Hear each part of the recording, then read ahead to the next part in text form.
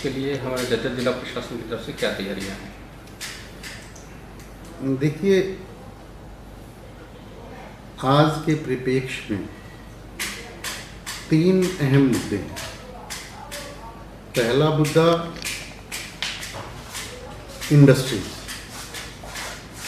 दूसरा हमारी मुख्य मार्केट्स और तीसरा माइग्रेंट लेबर। पहला विषय इंडस्ट्री का, उसके ऊपर जैसे कि MHA के दिशा निर्देश आए हुए हैं, हम अब तक ऑरेंज जोन में दिखाए गए हैं, लेकिन पिछले 1 वीक में हमारे यहाँ जितने कोविड केसेस बढ़े हैं उसकी संख्या को देखते हुए हम रेड जोन में। रेड जोन के अंदर MC एरिया में इंडस्ट्रियल एक्टिविटीज़ बंद हैं। इसके साथ ही MI पार्ट 1 और पार्ट 2, क्योंकि दिल्ली और MC एरिया के बीच में लगता है बहुत कंजस्टेड है और वो सारी लेबर उस एरिया से आती है जो मेनली हमारे कंटेनमेंट जोन बने हुए हैं। संडे तक MIs बंद रहेंगे, MI पार्ट 1 और पार्ट 2। मंडे से हम इनके अंदर परमिशन देनी स्टार्ट कर देंगे। लेकिन दूसरे HSIDC का दूसरा इंडस्ट्रियल एरिया या जिले की सभी और इकाइयाँ 50% लेबर के साथ अपना ऑपरेट कर सकती हैं। इसके लिए सरकार ने सरल के ऊपर अपग्रेडेड वर्जन स्टार्ट किया है, जिसके अंदर उनको स्वयंतः अपनी 6 शर्तों पर अप्लाई करने के बाद परमिशन मिल जाएगी। तो मेरा निवेदन सभी इंडस्ट्रियलिस्टों से है कि नए वर्जन के ऊपर वो अप्लाई करें ताकि उनको स्वतः ये परमिशन मिल जाए। वह अपनी लेबर को भी वो ये कहें कि जल्दी ही उनकी फैक्ट्री स्टार्ट होने जा रही है और वो कहीं इधर उधर ना जाए। दूसरा विषय है मार्केट्स का।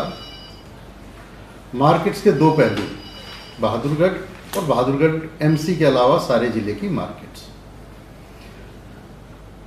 झज्जर की सभी मार्केट्स को कल से हमने खोलने के निर्देश कर दिए हैं।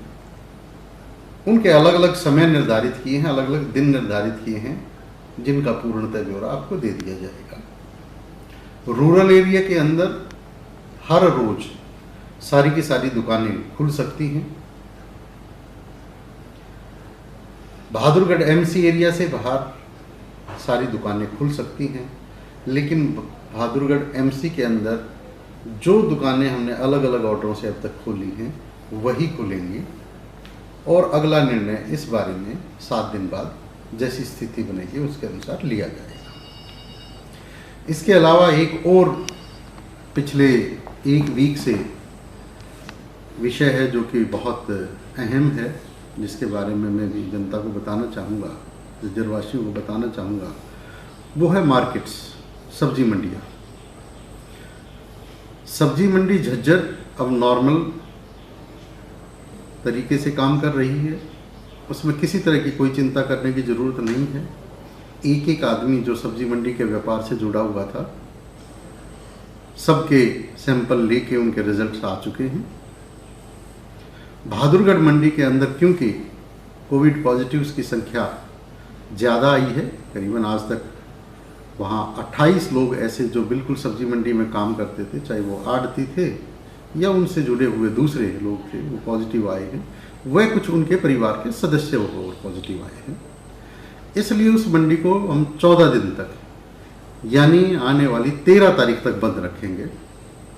लोगों को असुविधा ना हो इसके लिए हमने एक व्यवस्था कायम की है, जिसके अंदर हम डायरेक्टली फार्मर से सब्जी परचेज करके और लोगों को घर घर तक भेज रहे हैं।